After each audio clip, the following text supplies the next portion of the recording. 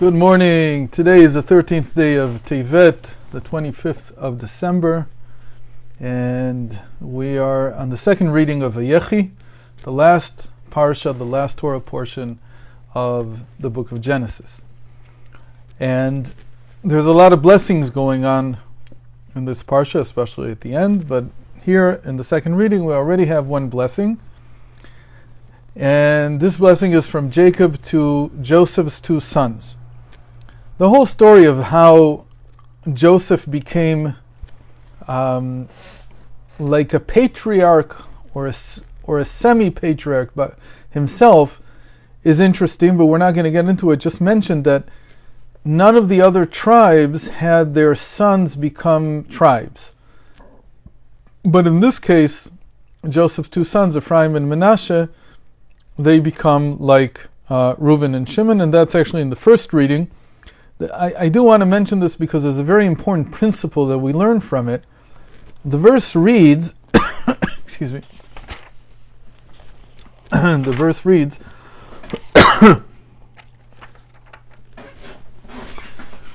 I'm looking at chapter 48, verse 5, "Now your two sons who were born to you in Egypt before I came to live with you to Egypt shall be considered mine. Ephraim and Manasseh shall be to me like Reuben and Shimon." Now, again, this is what made them into tribes. They become full-fledged tribes among the 12 tribes, and then, because there's now two of them, so one tribe has to be pushed aside in a certain sense, and that will be the tribe of the Levites. Levi, Jacob's third son, becomes not a regular tribe. There's something different about him, and it's because his life is now, and his progeny's life is now dedicated to serving in the temple. They become the priests eventually. The reason I wanted to look at this verse is because these words, Ephraim and Manasseh, will be like Reuben and Shimon. So when you take these two, it's four words in Hebrew. Ephraim and Manasseh, ki Reuven v'Shimon. So Ephraim and Manasseh, when you take their value and you calculate the value of Reuven v'Shimon, you see that they're one off. Meaning, I believe I didn't calculate before we did it, so I don't remember what it is, but I believe it's Reuven and Shimon are equal to one more than Ephraim and Manasseh together. And from that comes a very interesting principle that's used all the time in Kabbalistic thought, and not just Kabbalistic thought, in all kinds of everybody uses it. It's called the kollel. And it says that if a calculation is a numerical analysis of something in the Torah is off by one, we have an indication that it's actually equal. Now, it almost sounds like fudging something. Like you didn't get the right answer, so you can always add one, you can always subtract one. We don't have the time to do it now, but this is actually a very important principle in mathematics also. It doesn't seem like mathematics would uphold something like this, but mathematics actually does. There are cases in which you have one more than what you would be looking for is the closest possible relationship that you can find. And maybe sometime down the road I'll have a chance to discuss this, actually, in an article that Rav Ginsburg wrote about it many years ago. And I wrote it in Hebrew, and I would love to explain it at some point in English. But getting back to what happens now, Jacob now calls Joseph and tells him, I want to bless your two sons, because ostensibly he's making them into tribes. So it goes like this. We're looking again chapter 48 and verse 13. Joseph then took them both, Ephraim with his right hand, to stand at Israel's left, and Manasseh with his left hand to stand at Israel's right, and brought them close to him. Why was Manasseh on the right? Because he was the older. He was the older of the two brothers. And Ephraim was younger, and so he was on Israel's left. And that's a usual principle, that whatever is more important is on the right, whatever is less important, or in this case, lesser in age, is on the left. But then In verse 13 it says like this, verse 14, Israel, meaning Jacob, extended his right hand and rested it on Ephraim's head. So he took this hand, his right hand, and he puts it on Ephraim, who is on his left. He puts it on his head. And Ephraim was standing to his left. And Menashe, with his left hand, I keep reading the wrong verse. So again, I'll start from the beginning. Israel extended his right hand and rested it on Ephraim's head, even though he was the younger son, and rested his left hand on Menashe's head. He crossed his hands deliberately, even knowing that Menashe was the firstborn. So he blesses them like this. And he blessed Joseph and said, "May God, before whom my fathers Abraham and Isaac walked, the God who has been my shepherd from my earliest days until this day, the angel who delivers me from all harm, bless the lads. May they bear my name together with the names of my fathers, Abraham and Isaac. And may they propagate like fish." And there's a very important thing about fish, that they don't suffer from what's called jealousy, let's call it the evil eye, because they are underwater on earth, as if they were fish on earth. When Joseph saw, this is going to be tomorrow's reading, but we need to read it just to get the context. When Joseph saw that his father had placed his right hand on the head of Ephraim, he was displeased, because he should have put it on Menashe's head. So he lifted his father's hand in order to move it from the head of Ephraim onto the head of Menashe. And Joseph said to his father, "Not so, my father, for this is the firstborn. Place your right hand on his head." His father declined and said, "I know, my son, I know that he is the firstborn. He too will become a nation." A nation here means like a tribe. "And he too will rise to greatness, but his younger brother will be greater than he." So we have this interesting situation that Jacob doesn't do what's expected. But what's even more interesting is the way that the Torah, the verb that the Torah uses to indicate that he crossed his hands. It doesn't say that he crossed his hands. It uses a word that we wouldn't normally even associate with it. It's called sikel et yadav. Again, the meaning is he crossed his hands. But sikel comes from the word sechel. It comes from the word that means intellect. And so this crossing of the hands is an intellectual event. There's something going on. And like Jacob afterwards explains to Joseph, "I know, but I have an intellectual, let's call it vision here, that Ephraim, who's younger, is going to be greater in some way than Menashe, who's older. And so I had to do it." It's almost like the intellect pushes his hands to do it like that, because there's something that he sees. So apart from we could discuss a lot about how we've discovered the brain works in the past 300, 400 years, and that really there is some kind of correlation. But I want to read for you from the Wonders this week. And the reason I want to read this to you is that this piece was written at least 15 years ago. We just put it in now because what we're doing is we're doing an anthology of Rabbi Ginsburg's different teachings. So he says like this: since we're talking about the descendants of Joseph, the descendants of Joseph are always the northern kingdom in the Bible, which was usually ruled by one of the two tribes, either Ephraim or Menashe. Mostly Ephraim. Joshua was from that, and most of the kings were from Ephraim. And we've talked about it in the past that the northern kingdom, as opposed to the southern kingdom, where the temple was, where the tribe of Judah was situated, where Jerusalem is, the northern kingdom was not as devout. Not only was it not as devout, but it suffered much more from moral degeneration. Eventually, it was exiled about 100 years before the southern kingdom. And this almost everybody realizes. I think it's not such a hard parallel to draw, that the modern state of Israel is not devout by any stretch of the imagination.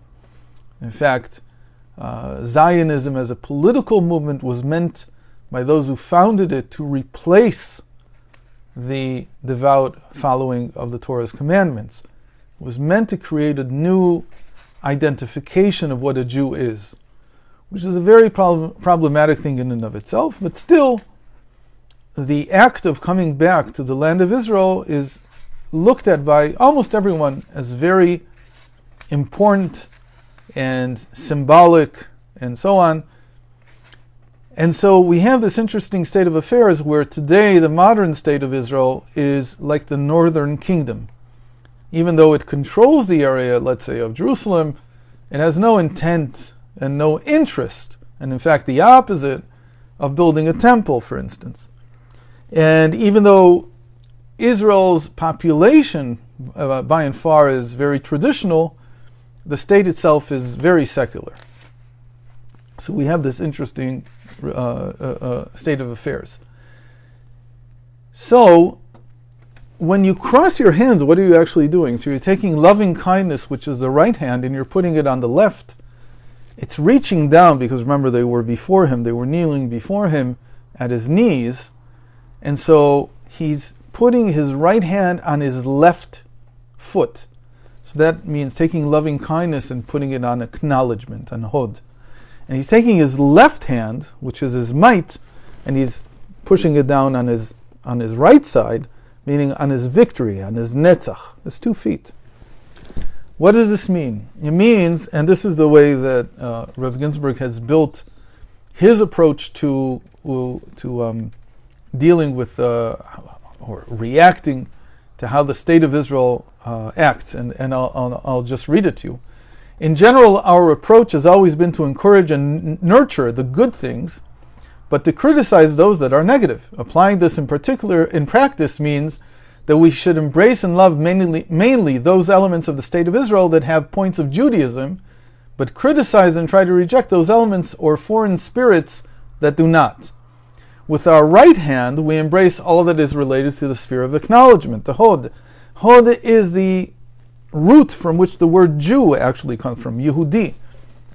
Hod has several different meanings. It means acknowledgement, but it also means thanksgiving as well as to concede. It also shares the same root as the Hebrew word for Judaism, Yahadut. What are the points of Judaism, Jewish identity in the state of Israel? By definition, a Jew, Yehudi, is one who acknowledges God above and gives thanks to God for every breath he takes and concedes. He's modeh, that God's truth is greater than human understanding. When these principles are brought to the forefront by the institutions of the state of Israel, we embrace and show them they are beloved. This is the practical application of crossing the right hand over to the left, acting with loving kindness towards expressions of acknowledgement. Now, what about the other side? Left going over to the right? Of the state of Israel's many institutions, the one that is most related to victory is the army, the IDF. The army's role is, of course, to defeat and bring victory, not to defend, which is a very strange word to use. I know that they use it, but its purpose is to have victory. Sometimes victory means you successfully defended, if that's all you can do. But a real victory means that you eradicate the threat. That's the real meaning. So the army's role is, of course, to defeat and bring victory over the Jewish people's enemies. You can judge for yourself, he wrote then, whether the IDF and the rest of the defense apparatus are doing what needs to be done to achieve this goal. Now, before October 7th, as they call it, before Simchat Torah, we knew what the answer to that question was, very clearly, that the IDF was being not just not doing what needs to be done, but was actually being sterilized over the last 30 years since the Oslo Accords. It was being taken apart piece by piece. Anybody who was involved, knew anything about what was going on. This may sound hard to believe. Half of the tank corps, half of the tanks in service, these are tanks that work, were about, before October 7th, were about to be sold to the Ukraine. There was a deal that was signed already. They were going to be sold because there was an understanding that somehow we don't need them anymore. We've reached the last stretch and the world is just a peaceful place. And you see how misguided that is. I heard, by the way, this is something that I don't condone, but I heard this from some of the top officers in the Air Force, actually, not in the infantry or in the tank corps, that they said, we hope to die in this war. Again, Jews shouldn't say things like that, but that's what they said. And they said this because they said we failed completely in what we were supposed to do. There was no defense on October 7th. So there's a tremendous amount of criticism that was needed before. Now we're in the middle of the war, we don't sound the criticism, obviously, although there is still some criticism because, well, won't discuss it here because it's not part of the Torah, but this is the idea. The application of the left hand crossing over to the right is thus to not refrain from criticizing when this is not what they are doing, meaning the IDF or the other parts of the defense forces. We must demand that the army act with might and power to protect the Jewish people. By the way, if now you have something like this, I don't know what to call it, kind of idea of allowing the Palestinian Authority to take over Gaza when all this is finished, that's like taking the army and completely bastardizing it. Meaning, so many were killed so that other parts of the terror organization will have a new part to rule, which is completely, you can't think of it. So this requires the left going over to the right. The right is supposed to be victorious, it's supposed to be a defense, it's supposed to do something. And when it doesn't, there has to be criticism. We're saying this because maybe you don't know, but there's a lot of people who are Orthodox who will never criticize the army because they feel that by doing that, which might be true, you're weakening it. But still, there's no choice. And this is what today's teaching tells us, that sometimes the left has to cross over to the right. And when the left crosses over to the right, that means that you have to criticize what's wrong with the right side, with the right foot, which is the foot of victory. On the other hand, and we've known this for a long time, the best thing to do in order to strengthen the Jewish identity of the state of Israel is to encourage and give love, support to everything that has to do with the left side. And the left side here is the hod, the acknowledgement. Whenever there is something that, even if it's not said the right way, it's not exact, whatever, but there's an acknowledgement of God above, there's an acknowledgement of the Torah, there's an acknowledgement of the purpose of the Jewish people, and so on. Those things have to be supported. So thanks for joining, and God willing, we'll continue tomorrow.